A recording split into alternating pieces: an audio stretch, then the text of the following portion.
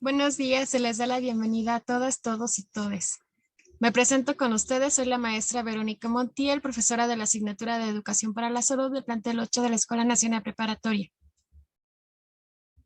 Para mí es un gusto compartir este tiempo con ustedes y quiero dar inicio hoy el día 8 de diciembre del 2021 al seminario Leopardo para la Ciencia del Mañana. Contamos con la participación de la Escuela Nacional Preparatoria plantel número 8, del cual contamos también con la presencia de la secretaria general Gabriela Espinosa Terán, a quien queremos agradecer su asistencia para la inauguración del seminario. Muchas gracias, secretaria.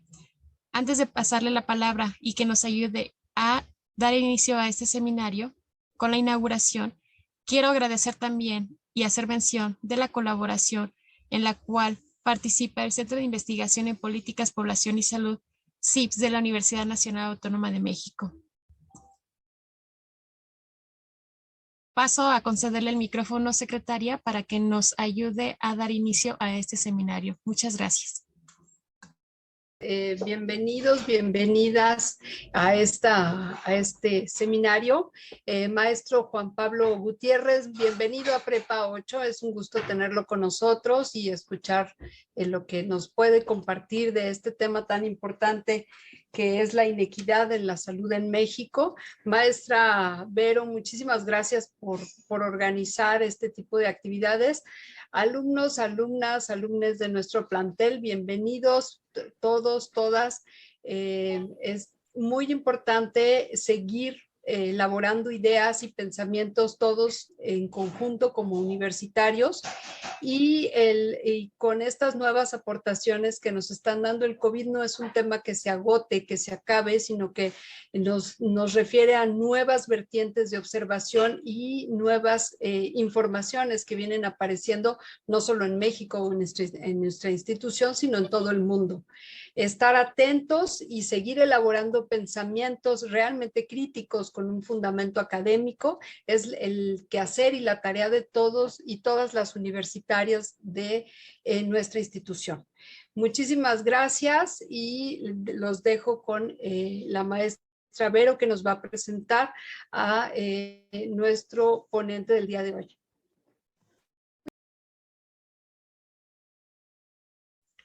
Muchas gracias. Antes de darle inicio a la presentación de nuestro ponente del día de hoy, quiero comentar algo con nuestros asistentes.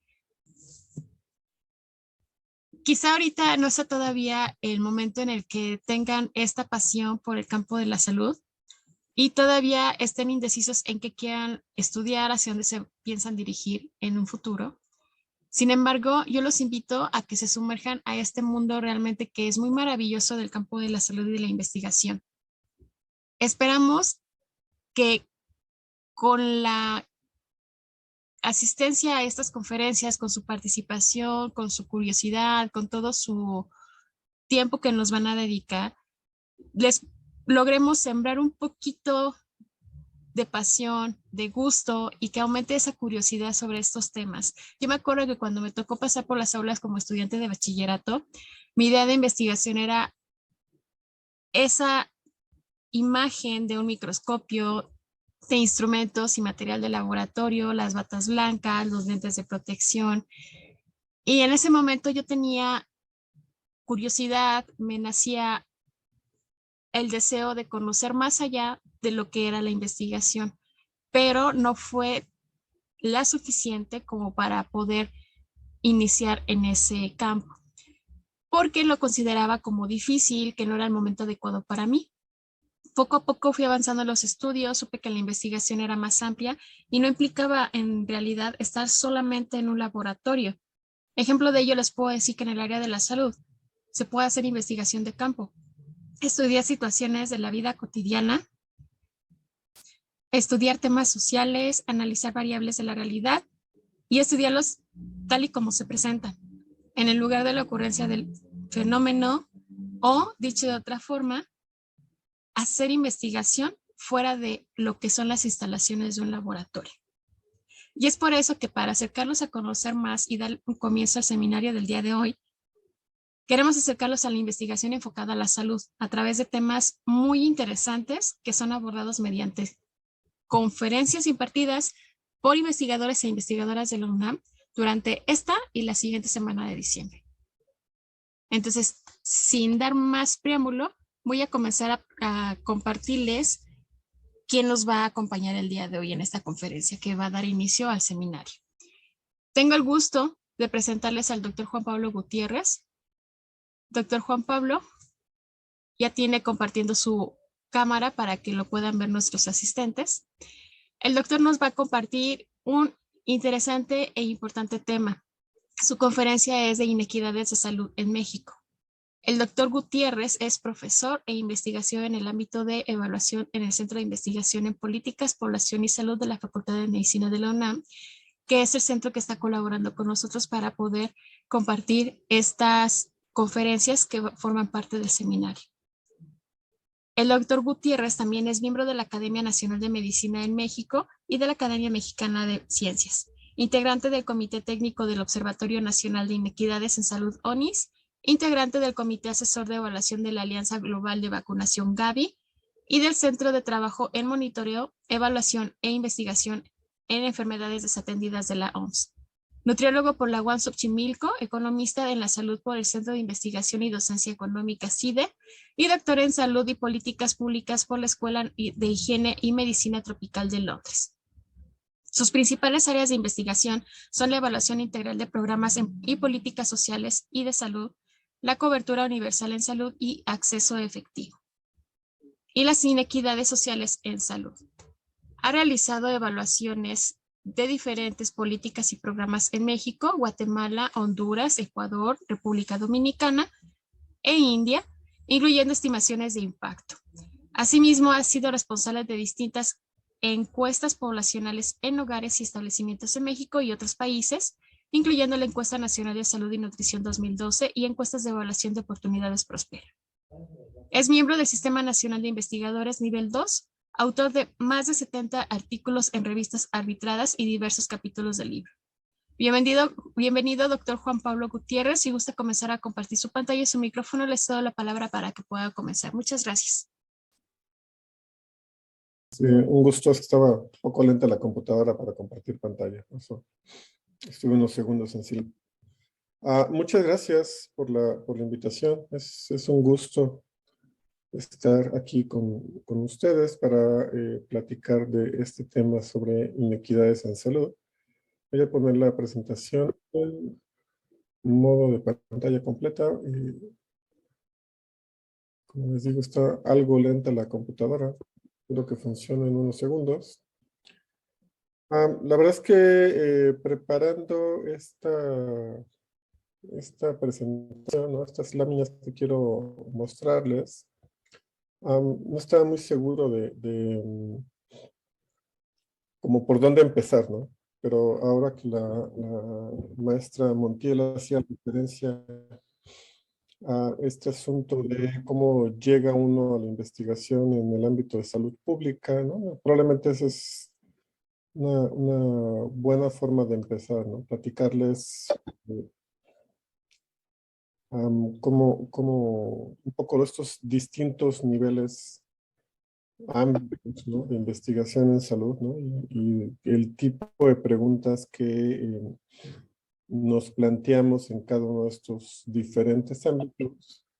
Y por supuesto más en detalle, más en concreto acerca de lo que hacemos en el ámbito de la salud pública, sí, muy enfocado en este tema, que es el que quiero abundar más sobre inequidades en salud en México. Lo que me gustaría es que al final de mostrarles estas láminas, ¿no? Hay dos mensajes que ojalá coincidan conmigo, ¿no? El primero es que cuando estamos hablando del acceso a servicios de salud y de los resultados en salud, es decir, las condiciones de salud de la población,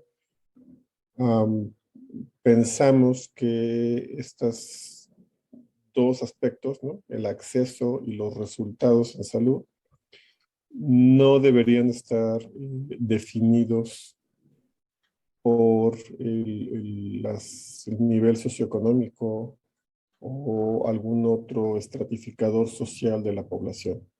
Es decir, pensamos que todas las personas, independientemente de su condición socioeconómica, deberían tener la misma posibilidad de acceder a los servicios de salud. Am, por otro lado, que el hecho que, y eso es parte de lo que les quiero mostrar, que esto no ocurra, entra en lo que vamos a ver que es la definición de una inequidad en salud, ¿no? A diferencia de otros ámbitos o disciplinas en las cuales a veces se hace una cierta similitud entre desigualdad e inequidad. En el ámbito de salud se es muy concreto en señalar que las inequidades son una forma particular de desigualdad. Cuando hablamos de inequidades en salud, estamos hablando de desigualdades que tienen dos características, ¿no? Por un lado, que son evitables, y por otro lado que podemos considerar como injustas. Si bien esto conlleva, ¿no?, un cierto juicio de valor para definir qué es justo y qué no es justo, segundo aspecto, ¿no?, de lo que les decía de nuestros dos mensajes importantes, ¿no?, es que el hecho que existan estas diferencias en acceso y en resultados en salud por población ordenada por aspectos como el nivel de ingreso, ¿no?, la situación de pobreza de las personas, claramente podemos definirla como injusta, ¿no? Y que también resulta evitable. Entonces, estas diferencias podemos afirmar que son inequidades de salud que están ocurriendo, ¿no?, ciertamente en el país, pero no únicamente en el país, ¿no?, o sea, de forma más amplia, ¿no? Entonces, identificar qué es una inequidad en salud y que estas tienen este carácter de injusto, ¿no? Eso es el mensaje principal que me gustaría que al final de esta conversación nos quedara, ¿no? Y por supuesto, en su momento conocer si tienen comentarios o cuál es su acuerdo con esta situación. Entonces, como punto de partida, solo decirles, bueno, este es el espacio en el que, físico, en el que usualmente estamos, ¿no?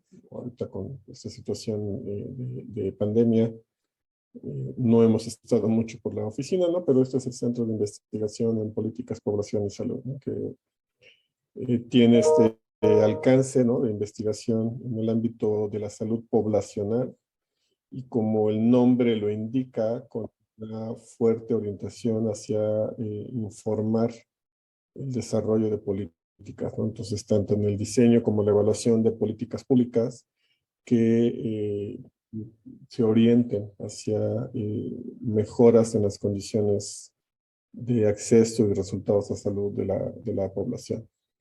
Y bueno, decíamos este asunto de los distintos ámbitos de la investigación en salud, ¿no? Que entonces podríamos pensar, es una clasificación relativamente estándar, ¿no?, sobre qué se investiga en el ámbito de la salud, ¿no? Y podemos mirar, bueno, desde el ámbito, desde lo subindividual, ¿no? O sea, cuando hablamos de investigación biomédica, a el aspecto individual, ¿no?, que eso es lo que comúnmente se hace en investigación clínica, y el asunto de la investigación en el ámbito poblacional, ¿no?, que está el tema, sí, de lo que aborda la epidemiología, ¿no?, que eso es la magnitud y distribución de las condiciones de salud en la población. Y por otro lado, el ámbito de los sistemas de salud, ¿no? Hay esta definición de sistemas de salud como la respuesta organizada de las sociedades para atender la salud de las personas, ¿no? Entonces, los temas de salud no se limitan a lo que usualmente podemos hacer referencia, ¿no?, los servicios de salud. El sistema de salud también tiene una forma más amplia a abordar las acciones de salud poblacional, cuestiones como la vacunación, por ejemplo, ¿no?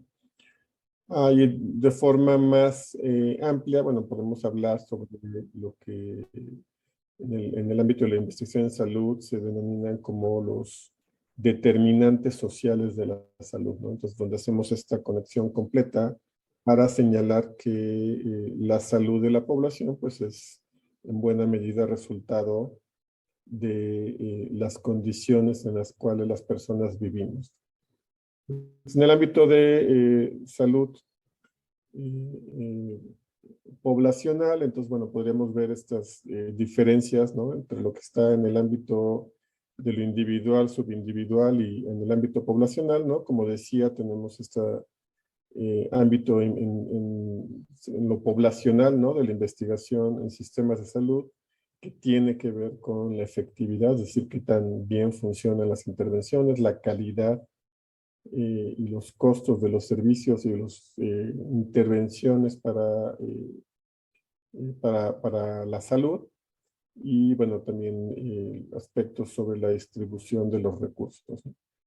El ámbito epidemiológico, bueno, como decía, distribución, frecuencia, ¿no? Y este asunto de los determinantes de estas necesidades de salud, ¿no? Entonces, en el ámbito general de lo poblacional es lo que englobamos dentro de este aspecto de la salud pública, ¿no? Que es lo que se mira desde la investigación en salud pública. Más en concreto, bueno, podemos decir, si lo miramos en términos de estos tres ámbitos, ¿no? De lo biomédico, clínico y en salud pública, si pensamos en el caso de las vacunas, ¿no? Que bueno, probablemente la mayoría de ustedes, si no es que todas ustedes lo tendrán más o menos presente, ¿no? El propio proceso de desarrollo de las vacunas actualmente para la COVID, ¿no? Pero bueno, podemos hablar que en el ámbito biomédico, ¿no? Entonces hay una investigación para identificar de qué forma el virus está atacando a las células del organismo. Digo, un virus en lo general, podemos pensar en el virus actual del SARS-CoV-2, ¿no? Ataca al organismo para entonces buscar los mecanismos de detección, ¿no? Entonces, bueno, como decía, seguramente leyeron, escucharon durante todos estos meses, ¿no? O sea, parte del éxito para desarrollar la vacuna con la velocidad con la que se hizo en este caso, pues tiene que ver también con la velocidad en la cual se pudo, por un lado, aislar el virus, secuenciarlo, ¿no? Y entonces identificar estas partes del virus que son, de un lado, que presentan mayor susceptibilidad o mayor facilidad para poder desarrollar mecanismos que permitan generar inmunidad, ¿no? Como también seguramente escucharon, leyeron, ¿no? Bueno, pues lo que sigue aquí es el ámbito de la investigación clínica, que son estos estudios que se desarrollan, habrán oído de la fase 1, fase 2, fase 3, de los ensayos clínicos que tienen que ver con probar las vacunas, ¿no? O sea, inicialmente saber si las vacunas son seguras, ¿no? Suficientemente seguras como para poderse llevar a nivel poblacional, y por otro lado que realmente estén funcionando, ¿no? Que estén generando la protección que se espera en las vacunas, ¿no? Y en el ámbito de la salud pública, bueno, lo que nos estamos preguntando, ¿no? Lo que estamos buscando investigar, si seguimos con este mismo ejemplo de las vacunas, haríamos este paso, ¿no? Entre lo que llamamos eficacia, ¿no? Que es decir, el nivel de protección que se genera en condiciones controladas, ¿no? A la efectividad, ¿no? Que entonces, ¿cuál es el nivel de protección que ocurre en el nivel poblacional, ¿no? En el ámbito de las vacunas, uno de los temas que pueden afectar esta efectividad, pues tiene que ver con el propio proceso que se requiere para vacunar a la población en dos sentidos, ¿no? Por un lado, seguro escucharon las vacunas tipo como Pfizer, que requieren procesos de ultracongelación, ¿no? Que entonces pues, se necesita la cadena de frío que permita esto. Y por otro lado está el tema de la potencial resistencia de las personas a vacunarse, ¿no? Entonces, en el ámbito poblacional, bueno, pues estos factores pueden afectar la protección a nivel poblacional, ¿no? Lo que sería la efectividad de la vacuna, ¿no? En el mismo ámbito de salud pública, parte de la investigación tiene que ver con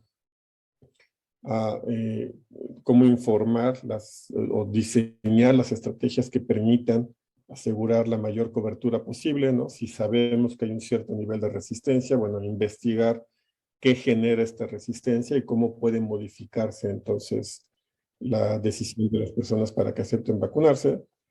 Y por otro lado, bueno, este tema el tercer punto que está planteado aquí, que nos da pie a lo que vamos a platicar con más detalle, ¿no?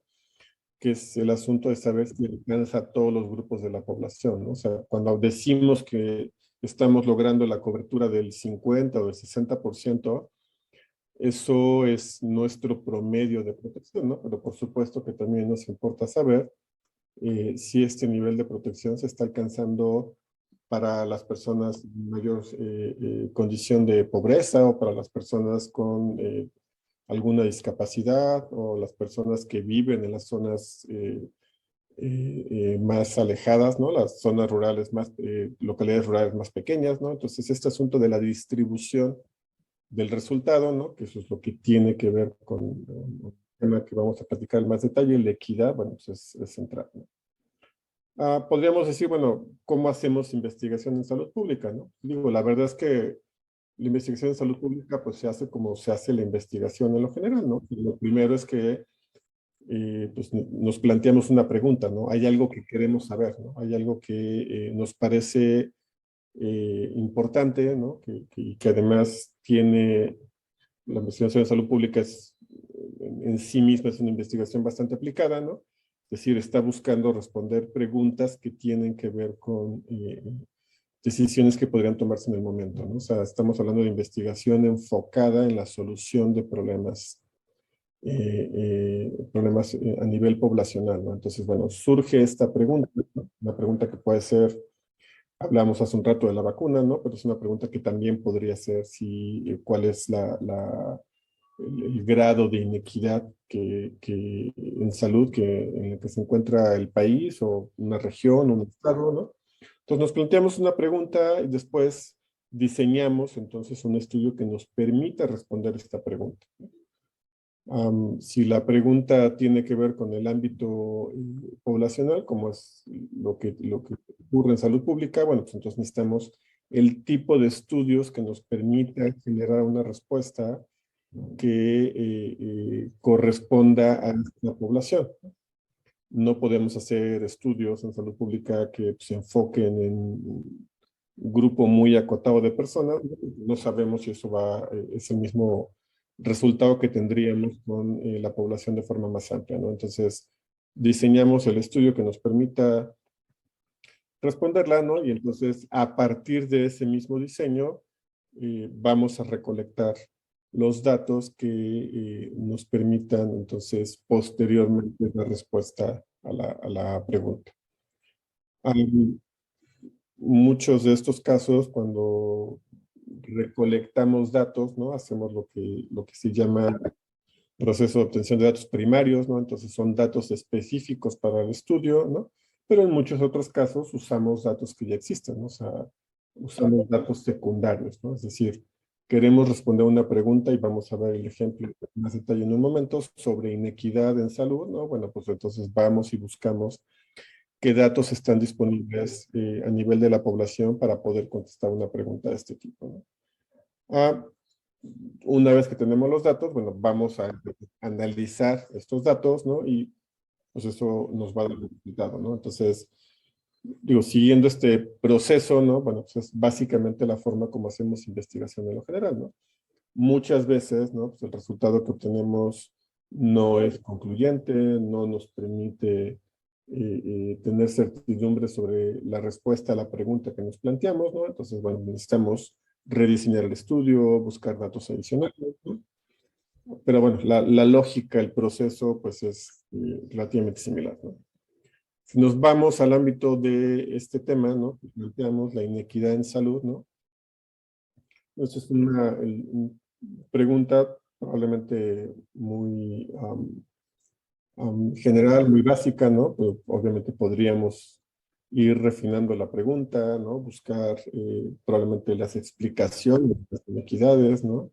Los factores que nos permiten, tipo de análisis que se dice algo como descomponerla, ¿no? Es decir, mirar cuáles son los distintos factores que generan esta inequidad, ¿no? Pero digo, la pregunta inicial, ¿no? Que podríamos plantearnos, la magnitud de las inequidades en salud en México. Una forma de acotar esta pregunta, bueno, pues podría ser en particular con qué métrica vamos a mirar esta inequidad en salud, ¿no? Pero si nos planteamos una pregunta de este tipo, ¿no? Bueno, lo siguiente, ¿no? Para analizar la pregunta, para definir si esto es una pregunta que vale la pena, ¿no? Generar un estudio para darle respuesta, pues nos plantearíamos estas preguntas sobre la pregunta, ¿no? Es decir, eh, queremos validar nuestra pregunta. ¿Es relevante, es pertinente la pregunta? Es una pregunta que se refiere a un tema que sea una preocupación eh, importante, general, ¿no? Por otro lado, ¿no? Cuando hablamos de investigación aplicada, ¿no? Pues el siguiente tema que nos interesa saber es si podemos hacer algo con la respuesta, ¿no? Si hay algún tipo de intervenciones, de decisiones. Hablabas un rato del énfasis que se hace en informar política pública, ¿no? Entonces, si podemos informar intervenciones, ¿no? Acciones que se tomen para modificar el problema que nos plantea de origen la pregunta, ¿no? Si pensamos que es relevante y pertinente, es decir, si pensamos que sí es una preocupación, que sí es un tema que socialmente nos ocupa, ¿no? Como me parece que es el caso de la inequidad, bueno, pues decimos ya, palomita aquí, sí vamos a proseguir con la pregunta. ¿Se pueden llevar a cabo acciones para modificarlo? Bueno, pues, si pensamos que sí, que desde el punto de vista de lo que hace el sector salud y de forma más amplia el sector público, se puede modificar las inequidades, ¿no? Como es el caso, ¿no? Se podrían diseñar intervenciones concretas para incidir en las inequidades. Bueno, entonces la pregunta también es pertinente, ¿no? Entonces, bueno, vamos a proseguir con esta pregunta. Decía hace un rato sobre los determinantes sociales, ¿no? Entonces, en el ámbito de este análisis sobre inequidades, ¿no? Un marco de referencia para abordarlo, pues es el marco de lo que se llaman los determinantes sociales de la salud, ¿no? Y estos modelos de determinantes sociales, como decía hace un rato, bueno, nos habla de la importancia que tiene el contexto de vida de las personas para definir, entonces, su estado de salud, ¿no? Entonces, la posición social de las personas como un factor que incide de forma directa, ¿no? En la salud. Um, y esto lo que nos dice es que las inequidades en salud, ¿no? Tienen que ver justamente con este asunto de la distribución de los recursos, de la capacidad de incidencia, una distribución diferencial entre personas y grupos sociales, ¿no? Entonces eso está determinando la salud. Entonces cuando hablamos de inequidades, bueno, pues nos interesa saber cómo podemos entonces medir estas inequidades, ¿no?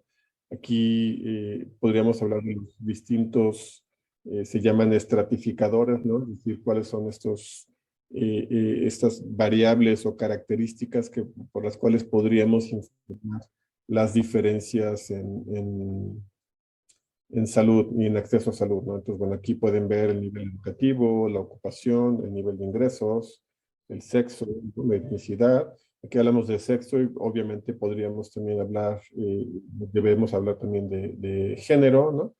En muchos casos es más un tema sobre los disponibles, ¿no? Es más fácil tener datos desagregados por sexo que tener datos desagregados por género, ¿no? Pero evidentemente, ¿no? En este caso, lo importante sería contar con datos desagregados por género que permitieran hacer análisis de este tipo, ¿no?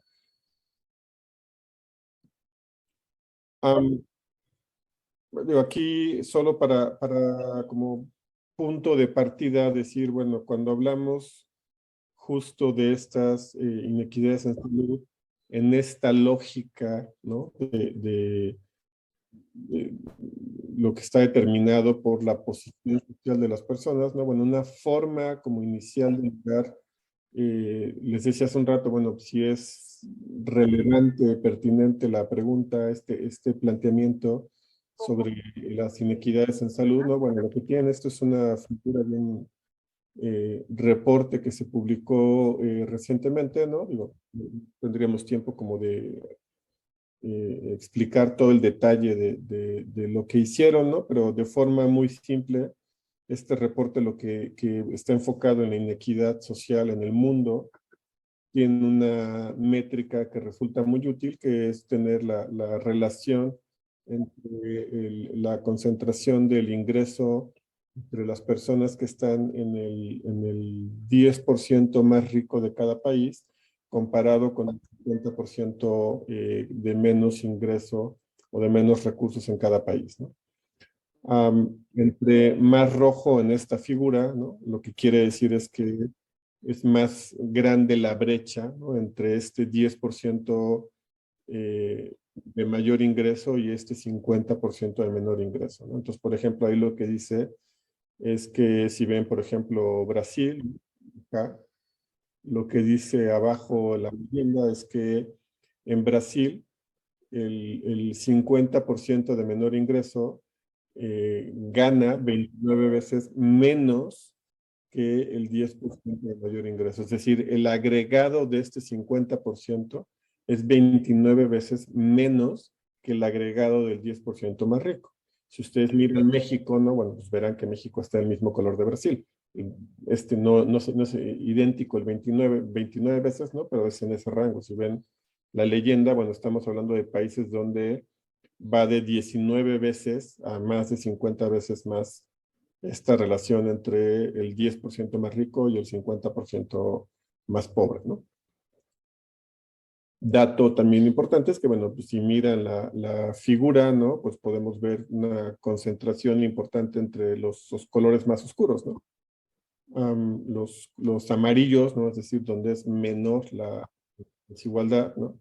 Pues están muy concentrados en Europa y algunos otros países, ¿no? Europa, Australia, ¿no? Y por ahí, ¿no? Doctor Juan Pablo, perdón que lo interrumpa un momento. No sé si pueda cambiar la modalidad de presentar las diapositivas. Creo que la estamos viendo en vista del que va presentando. Entonces, no sé si se pueda cambiar la forma en la que se ve o no sé si usted sí la logra ver de manera de pantalla completa como presentación. Yo pensaba que lo estaban viendo en pantalla completa porque es la que estoy. O sea, ustedes ven aquí el cuadrito acá que dice desigualdad social en México. Yo lo veo, no sé, yo veo la vista de moderador, no sé si la maestra Gaby esté apreciando toda la presentación completa o vea la misma vista que yo.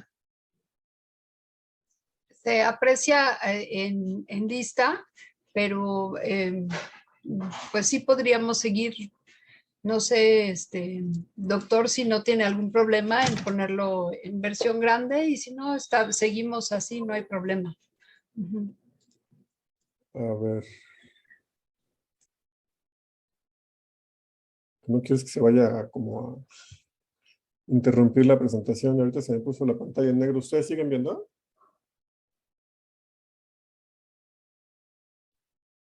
No, adelante, como lo tiene, puede continuar.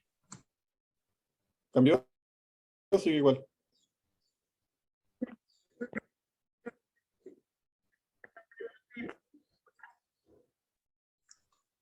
Aún no me cambia a mí la pantalla. Igual nada más darle un momentito al internet en lo que termina de cargar. Ok, sí, porque incluso se me congeló aquí la pantalla. Espero que reaccione pronto. Así es correcto, ya está cambiando.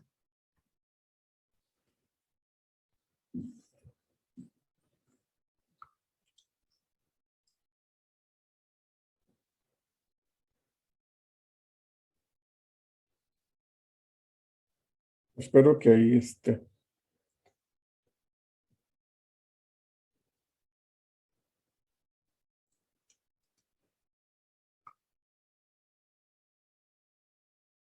ya se ve como vista de presentación. Muchas gracias, perdón por la interrupción. Entonces, si pensamos en el mismo asunto, ¿no? Digo, decía este número de veces entre los más ricos y los más pobres, ¿no? Pero si vemos como medidas más concretas en México, digo, aquí pude haberlo actualizado para los datos 2020, ¿no? Pero bueno, con estos datos para el caso de México, ¿no? Bueno, lo que sabíamos es que en esta, digo otra vez, planteando como el escenario, ¿no? O sea, para 2018, 42% de la población estaba en condiciones de pobreza, ¿no? Como se habrán escuchado también en estos meses, la medición 2020 que se hizo por parte de Coneval mostró un incremento en el porcentaje de población en pobreza, ¿no? Pero no solo eso, ¿no? Digo, también estos dos datos que me parecen muy importantes para plantear el tema de la desigualdad social en México, ¿no? Por un lado, este asunto de las limitaciones a la movilidad, ¿no? Que esto es lo que nos dice este porcentaje del Centro de Estudios Espinosa Iglesias, ¿no? Que habla que 74% de las personas que nacen en hogares en condiciones de pobreza van a permanecer en pobreza en la vida adulta, ¿no? Entonces hay una baja posibilidad de movilidad, ¿no? Y por otro lado, ¿no? Regresando a un dato similar al que mostramos en el mapa, ¿no? Sobre todos los países, ¿no? Bueno, para el caso de México, este estudio de Oxfam señalaba que el 1% más rico de la población en el país concentraba el 43% de la riqueza, ¿no? En el caso del mapa está hablando de los ingresos, ¿no? Estamos hablando de riqueza, que ya habla también del capital acumulado. Absolutamente desigual distribución de los recursos. Y si pensamos, ¿no? Como decía hace un momento, que los recursos o esta distribución de los recursos está teniendo incidencia importante en el acceso y los resultados en salud, bueno, pues nos damos cuenta de el importante reto que significa esto, ¿no?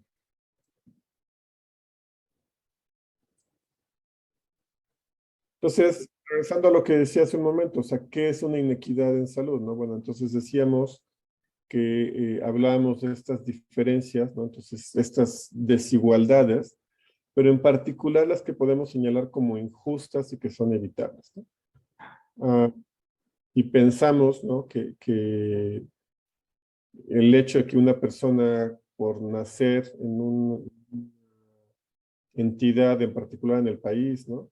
O por nacer en un hogar con menos ingresos, va a tener un acceso distinto a los servicios de salud o tiene una probabilidad distinta de enfermarse, ¿no? Pienso que estarás de acuerdo que eso es injusto, ¿no? Y por otro lado, si pensamos que si una persona otra vez nace en una entidad con menos recursos en salud, ¿no? Con menos servicios de salud, igual tiene una probabilidad diferente de se resuelva un problema de salud cuando se presenta. Es decir, si alguien presenta una infección, el hecho de que se pueda más fácil si estás en la Ciudad de México, estás en una zona rural en Chiapas, ¿no? O sea, que existe esa diferencia, pues nos hace ver que es algo evitable, ¿no? Porque si solucionarlo en una parte del país, bueno, quiere decir que podríamos solucionarlo en lo general en todo el país, ¿no? Entonces estamos hablando de dos cosas que son, que cumplen con algo que cumple estas dos condiciones, ¿no? O sea, que podemos argumentar que son injustas, ¿no? Y tenemos evidencia para señalar que son evitables, ¿no?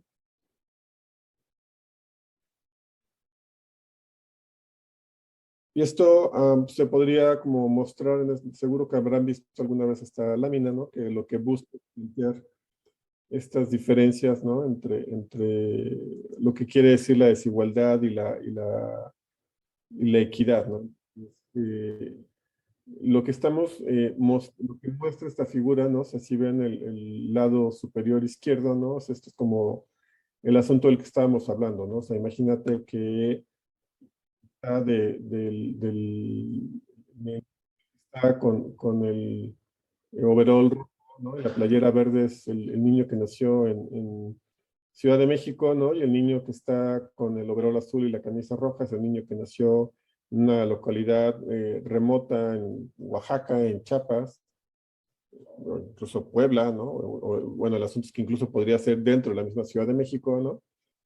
Pero en una zona de menos recursos, ¿no? Bueno, pues lo que vemos es esta desigualdad está generada porque el acceso, ¿no? Entonces a los recursos es claramente mayor para el niño del overol rojo, ¿no? O sea, le está llegando la fruta, ¿no?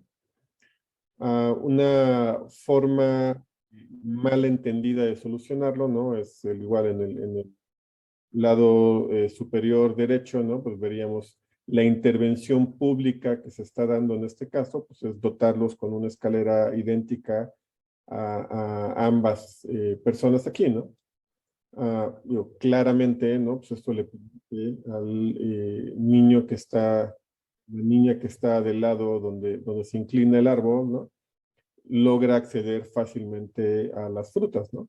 Del otro lado, ¿no? Pues dado que el árbol esté inclinado, ¿no? El árbol está desgado hacia uno de los dos lados, ¿no? Le resulta poco posible, poco probable alcanzar la fruta, ¿no?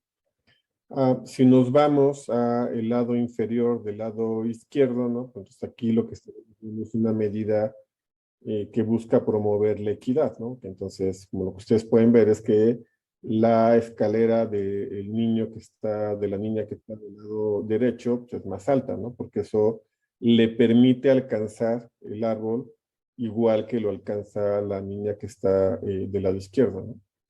O ya ámbito, ¿no? Lo que sería la solución términos más amplios, ¿no? El lado justicia, bueno, pues sería claramente enderezar el árbol, ¿no? Ambas tuvieran la misma posibilidad como punto de partida, ¿no? Pero bueno, esto es un poco para plantear en dónde hablamos de inequidad y de desigualdad, ¿no? ¿Cómo se experimentan entonces estas inequidades, ¿no? Entonces, como decía, una forma de pensarlo, pues es este tema de preguntarnos sobre el potencial acceso diferencial a servicios de salud, ¿no? Entonces, digo, la pregunta de inicio es ¿qué pasa cuando te enfermas, ¿no? O sea, en principio, pues buscas atención, ¿no? El asunto es esta posibilidad de acceder a un servicio de salud, es una posibilidad real, ¿no? O sea, ¿qué pasa? ¿Qué pasaría, ¿no? O sea, si en el lugar en el que vive no hay un médico o no hay un médico todo el tiempo, ¿no? Si es intermitente la posibilidad de atenderse, ¿no? ¿O qué pasa, o qué pasaría cuando no cuentas con el dinero para pagar ya sea la atención o el tratamiento que te hayan prescrito, ¿no? O sea, aquí, bueno, pues nos podríamos plantear otra vez las dos preguntas. ¿Es justo que esto pase? ¿No? ¿Es justo que dependiendo de dónde vivas, ¿no? Exista la posibilidad de atenderte? ¿Es justo que dependiendo de si tienes en ese momento dinero en tu bolsa puedas acceder a la atención, a un tratamiento? Me parece que estarás de acuerdo que no es justo, ¿no? Y por otro lado, ¿no? Como decía hace un rato, ¿no? Creo que también es fácil argumentar que es evitable, ¿no? En el sentido que si logramos solucionarlo en una parte del país o para algunas personas, bueno, pues quiere decir que en principio podemos solucionarlo para todas las personas.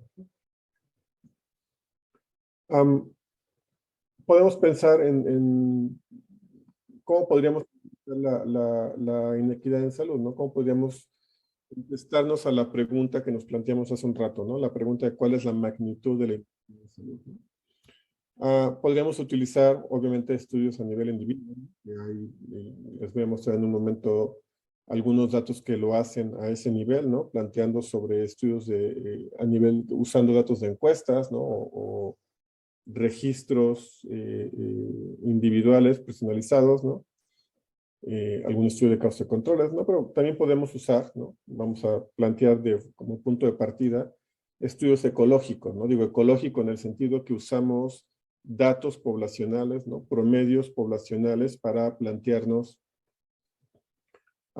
cuál es la magnitud en este caso de la inequidad, ¿no? O sea, entonces vamos a usar los datos en primer momento, ¿no? Los promedios de los países para mirar las diferencias entre países.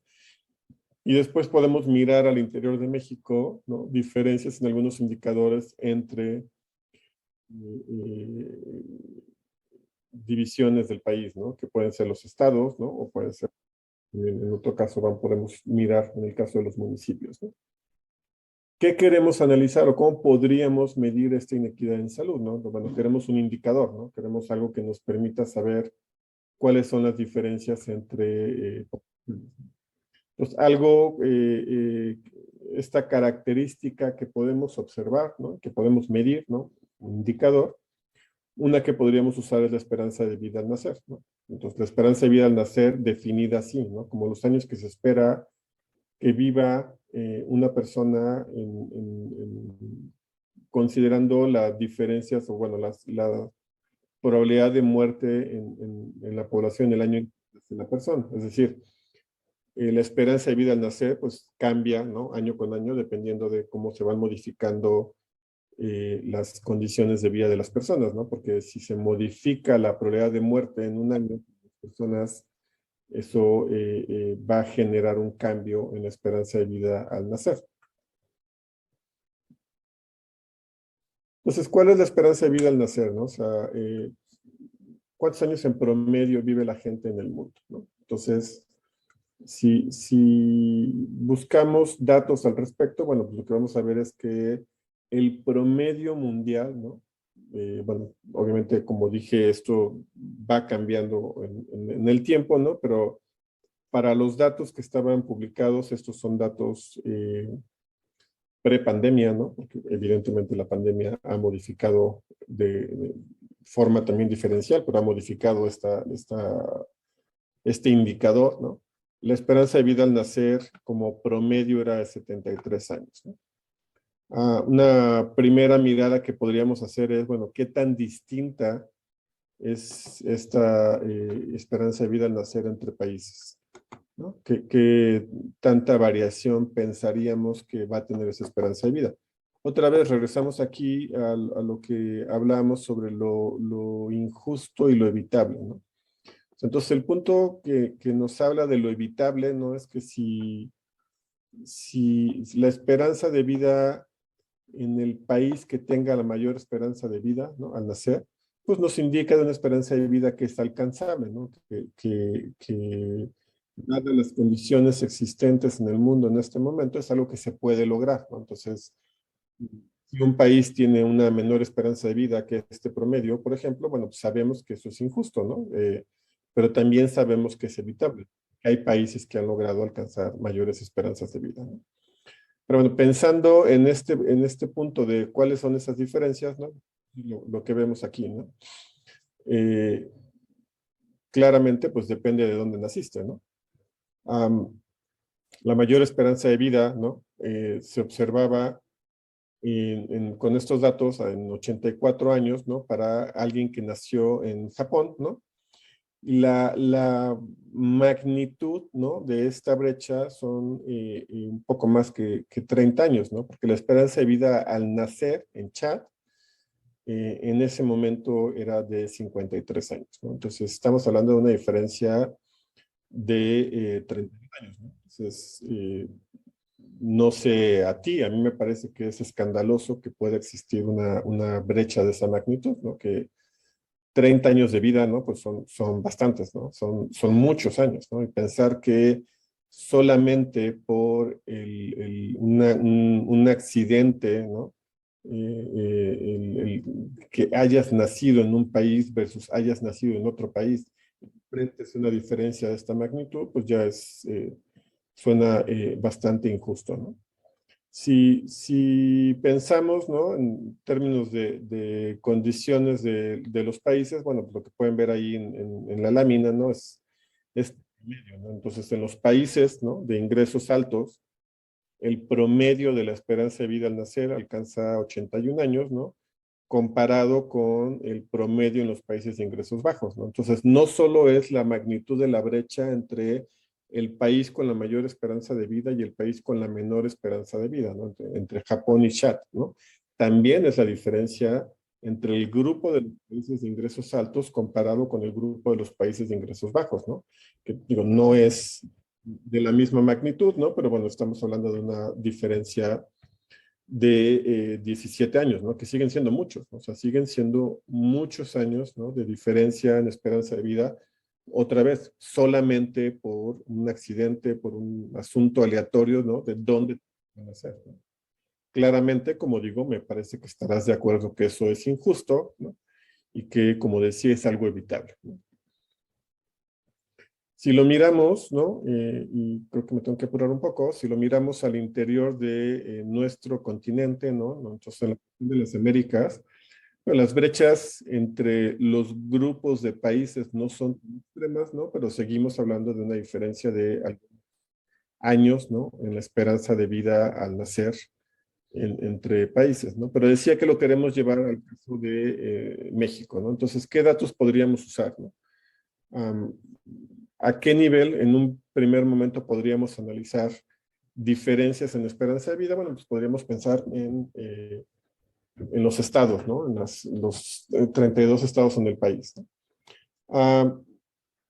¿Cómo podemos analizar estas diferencias? Bueno, obviamente entre entidades, ¿no?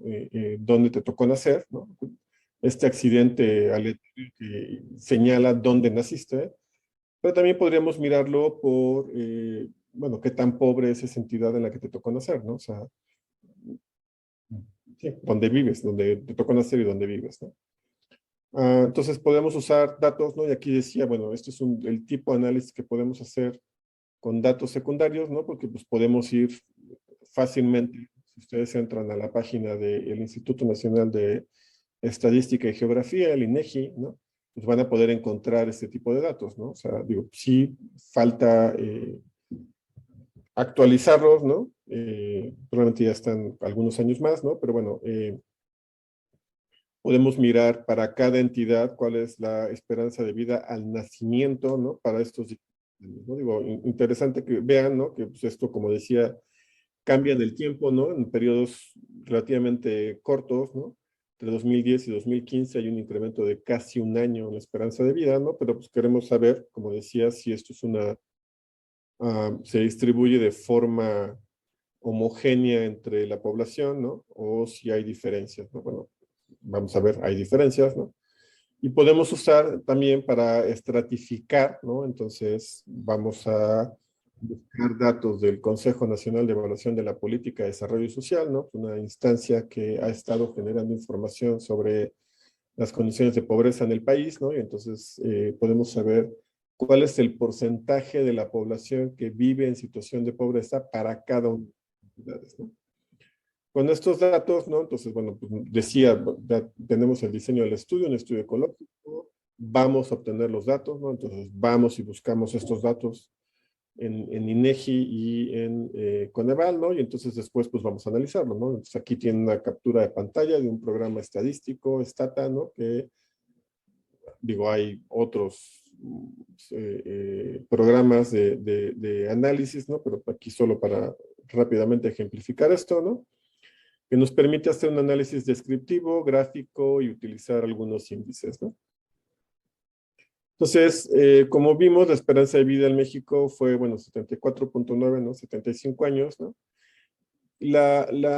Cuando hablamos de nuestra pregunta de origen, que es la magnitud de las inequidades, ¿no? Bueno, es otra forma de plantear esta pregunta, es qué tantas diferencias encontramos al interior del país, ¿no?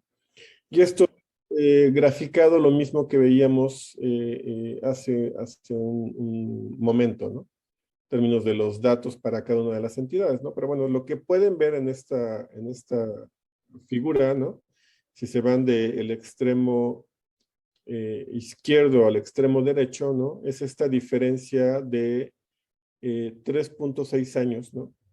Entre Nuevo León y Chiapas, ¿no? ¿Qué quiere decir eso, no? Bueno, quiere decir, ¿no? Y eso es lo que decíamos entre Japón y Chiapas, ¿no?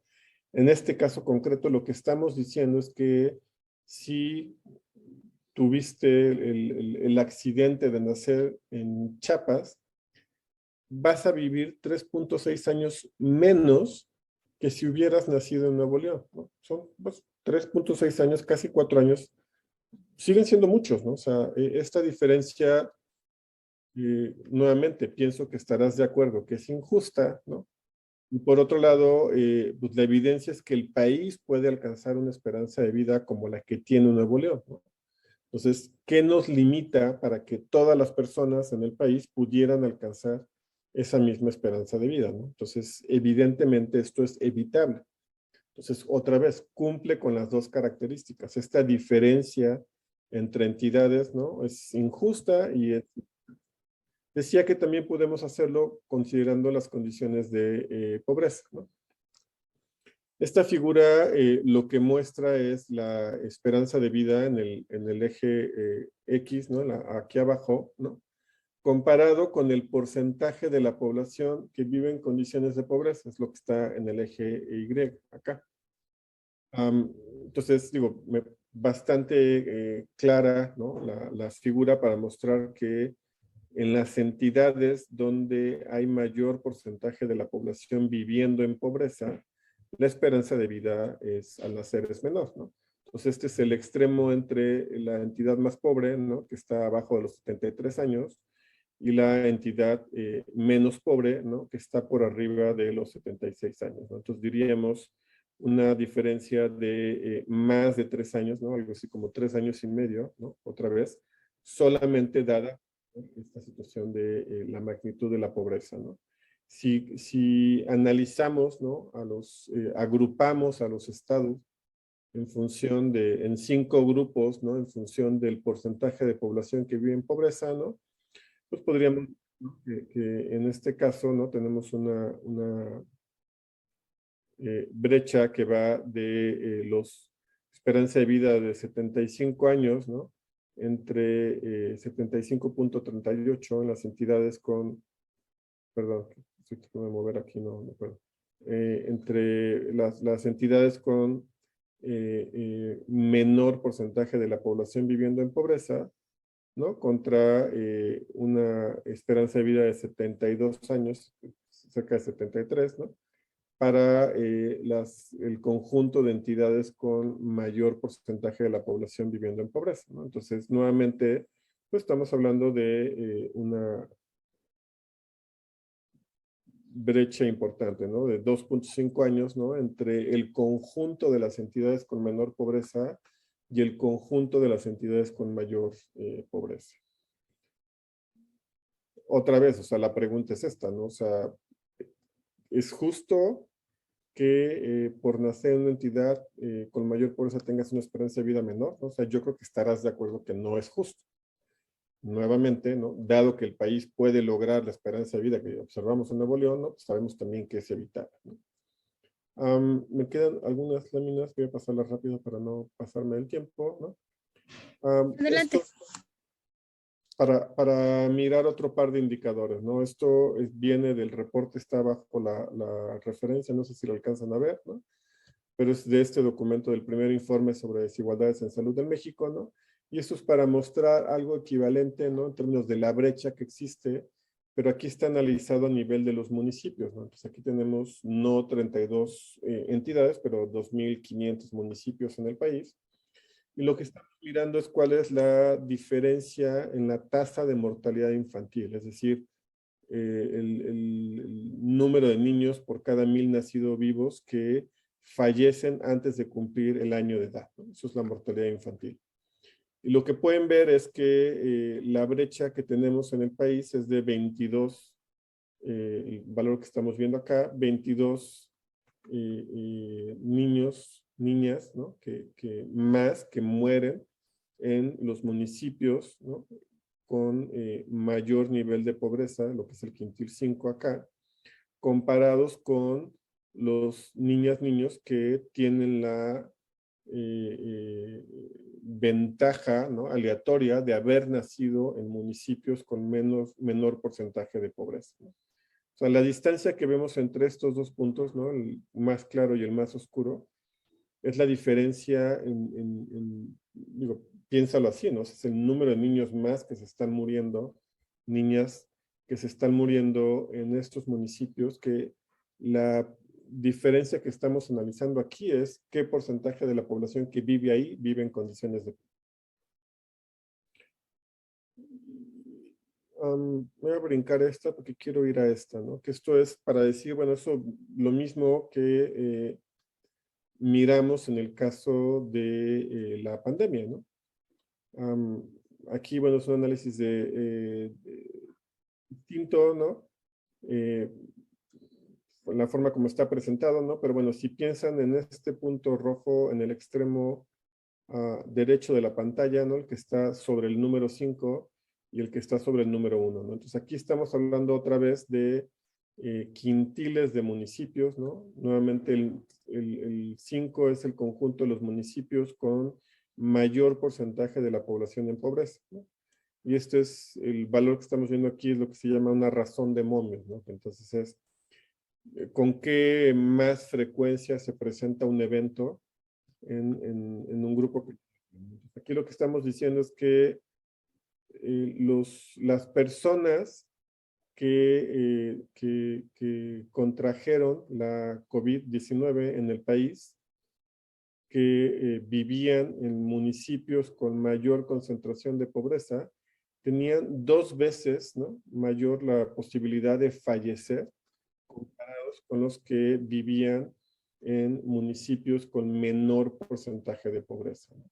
Entonces, digo, este es el nivel, la magnitud de la diferencia. Y otra vez es como por el accidente que te tocó vivir en un lugar, ¿no? ¿Por qué ocurre? Bueno, pues puede ser por desde las condiciones de origen, de la situación de salud preexistente, de la nutrición preexistente, pero también por las condiciones de los servicios, ¿no?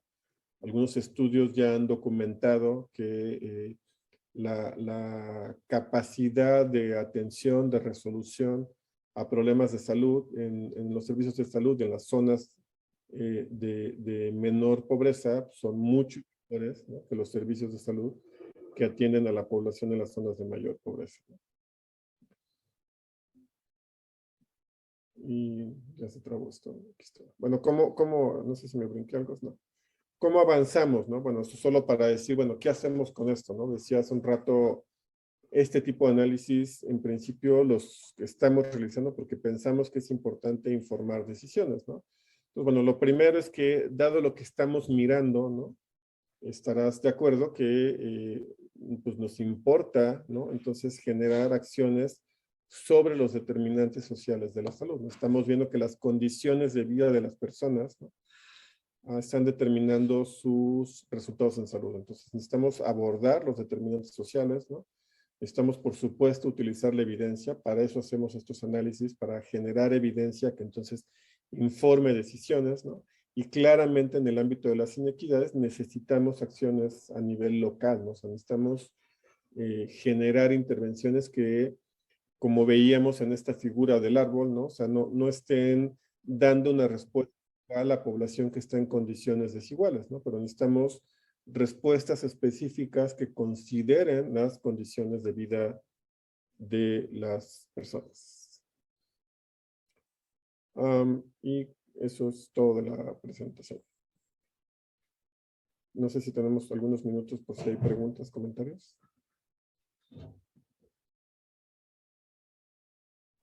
Tienes el micrófono apagado, no se escucha. Perdón, gracias. Sí, si nos puede apoyar nada más, ¿le parece bien? Pasamos a la parte de preguntas para responder aquí 3 preguntas que nos hacen los asistentes. Y bueno, la primera pregunta que nos plantean es, ¿qué tanto se amplió la brecha de inequidad de salud en México con los cambios propuestos por la 4T, con la falta de medicamentos, el cambio de seguro popular por el INSABI y a favor de la aplicación gratuita de la vacuna contra COVID? No sé qué opine usted o qué nos pueda.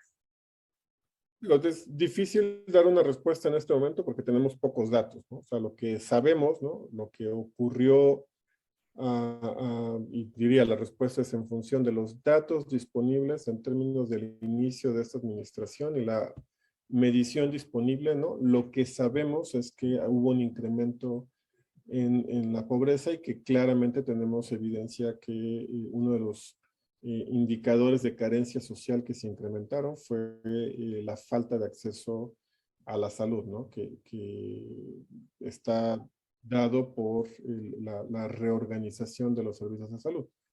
Me parece que vamos a tener más, va pasando el tiempo, va a ser posible contar con mayores datos, ¿no? Pero claramente el hecho que estemos experimentando un mayor nivel de desabasto de medicamentos, ¿no? Pues está incrementando la inequidad.